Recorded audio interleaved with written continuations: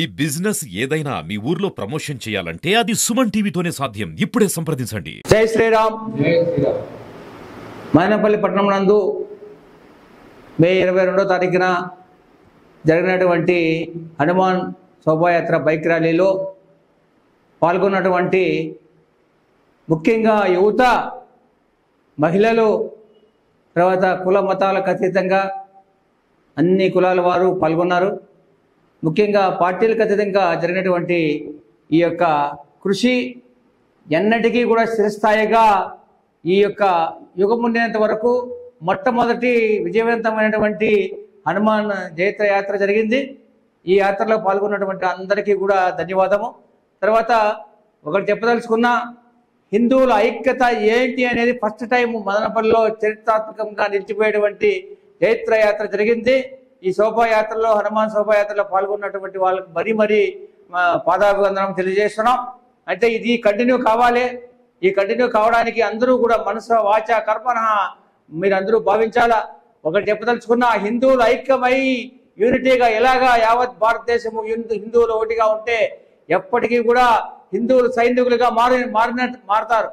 హిందువులే సైనికులు అయిపోయి ఒక ఆయుధంలాగా, ఒక సైనికులాగా మారాలనే పరిస్థితి ఏర్పడుతుంది. అలాగా అన్ని కులాల వాళ్ళు, భారతదేశంలో ఉండేటువంటి అన్ని కులాల వాళ్ళు ఏకమైతే కనుక ప్రపంచ దేశాలకే మనము సైనికులుగా మారుతాం. శాంతిని ఇంకోటి ఇలాగా సైనికులుగా మారడానికి వేరే దేశాన్ని ఆక్యుపై చేసుకోవడానికో, ధనము శారీరకంగా బాధపడడానికి కాదు. శాంతిని నెలకొల్పేటువంటి దేశం ఏదైనా ఉంది అంటే ఒక భారతదేశం. శాంతికి నెలకొల్పే, శాంతిబద్ధంగా జీవించేటువంటి అన్ని కులాల వాళ్ళు, అన్ని మతాల వాళ్ళు, అన్ని ప్రాంతాల వాళ్ళు, అన్ని లింగాల వాళ్ళకి ఏ ఇబ్బంది లేకుండా జీవించేటువంటి దేశం ఏదైనా ఉందంటే ఒక భారతదేశం తప్ప ఏది లేదు. కాబట్టి నేను చెప్తున్నాను, హిందువులు ఐక్యంగా ఫస్ట్ ఉండండి. మిగతా ఎప్పుడైతే మన అజిత్ జోవల్ గారు చెప్పినట్లు, మన జాతీయ సంబంధించి అన్ని సలహాదారుగా ఉన్నటువంటి అజిత్ జోవల్ గారు చెప్పినట్లు మనం బలం పెంచుకోవాలి. మన హిందూ బలం పెంచుకోవాలి.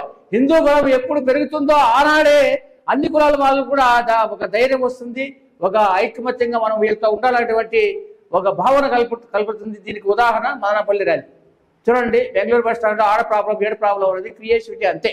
అన్ని కులాల వారు ఐకమత్యంగా ఉన్నారు. మదనపల్లిలో ఎప్పుడు కూడా పెద్దగా చిన్న ఏదైనా జరిగినా కూడా కానీ అది తాత్కాలికము, చిన్నదిగా మళ్ళా పరిష్కరించబడుతుంది పెద్దల చేత. కాబట్టి ఇందులో సహకరించినటువంటి పోలీస్ డిపార్ట్మెంట్, అన్ని పోలీసులు కానీ, ఎస్ఐలు కానీ, సిఐలు కానీ, ఎస్పీలు కానీ, డిఎస్పీ కానీ అందరికీ కూడా ధన్యవాదం.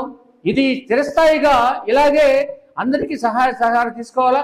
ఇలాగ మొన్న 17వ తారీఖు జరిగినటువంటి ఈ యొక్క బ్లాక్ డేగా నిర్ణయించబడుతుంది. తప్పనిసరిగా ఇది black day for the Madanapalle town.